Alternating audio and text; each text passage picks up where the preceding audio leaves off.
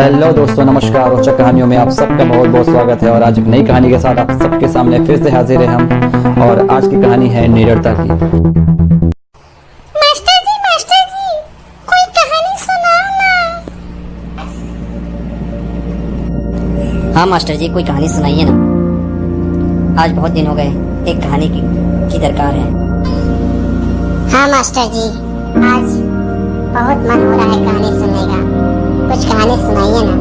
एक बार एक व्यवसायी पूरी तरह से कर्ज में डूब गया था और उसका व्यवसाय बंद होने के कगार पर था। वह बहुत चिंतित व निराश होकर एक बगीचे में बैठा था और सोच रहा था कि काश कोई उसकी कंपनी को बंद होने से बचा ले। तभी एक बूढ़ा व्यक्ति वहां आया और बोला, आप बहुत चिंतित लग रहे हैं, कृपया अपनी समस्या मुझे बताइए, शायद मैं आपकी मदद कर सकूं। व्यवसायी ने अपनी समस्या उस बूढ़े व्यक्ति को बताई। व्यवसायी की समस्या सुनकर बूढ़े व्यक्ति ने अपने जेब से चेक बुक निकाली और एक चेक लिखकर व्यवसायी को दे दिया और कहा, तुम यह चेक रखो और ठीक 1 वर्ष बाद हम यहाँ फिर मिलेंगे तो तुम मुझे यह पैसे लौटा देना। व्यवसायी ने चेक देखा तो उसकी आंखें फटी रह गई। उसके हाथों में 50 लाख का चेक था, जिस पर उस शहर के सबसे अमीर व्यक्ति जॉन रॉकफेलर ने साइन किया था। उस व्यवसायी को यह विश्वास नहीं हो पा रहा था कि वह बूढ़ा व्यक्ति और कोई नहीं बल्कि उस शहर का सबसे अमीर व्यक्ति जॉन रॉकफेलर था। उसने उस बूढ़े व्यक्ति को आसपास देखा, लेकिन वह व्यक्ति वहां से जा चुका था।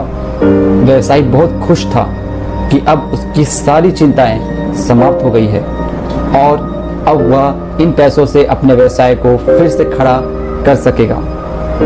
लेकिन उसने निर्णय किया कि वह उस चेक को तभी इस्तेमाल करेगा जब उसे इसकी बहुत अधिक आवश्यकता होगी और उसके पास कोई दूसरा उपाय नहीं होगा। उस व्यवसायी की निराशा और चिंताएं दूर हो चुकी थी। अब वह निडर होकर अपने व्यवसाय को नए आत्मविश्वास के साथ चलाने लगा, क्योंकि उसके पास 50 लाख रुपए का चेक था जो जरूरत पड़ने पर काम आ सकता था।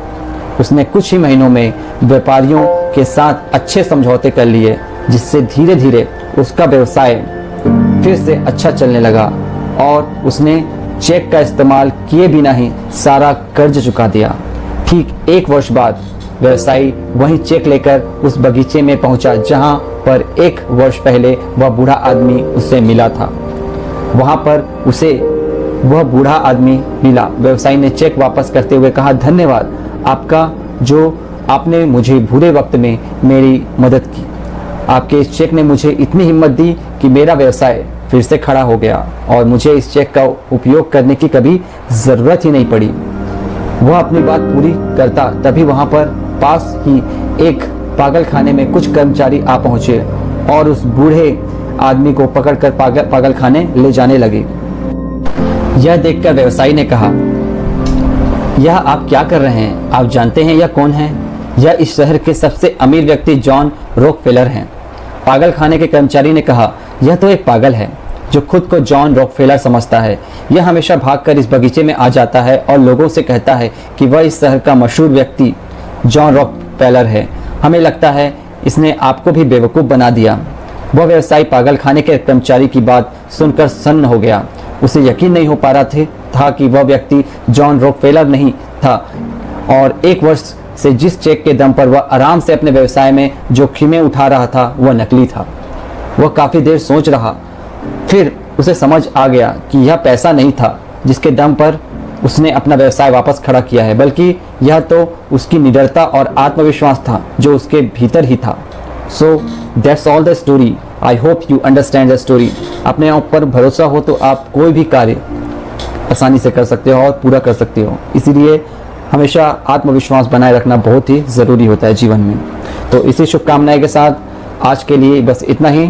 अगली स्टोरी के साथ हम फिर हाजिर होंगे। तब तक के लिए अपना ध्यान रखिए, ख्याल रखिए। Good day.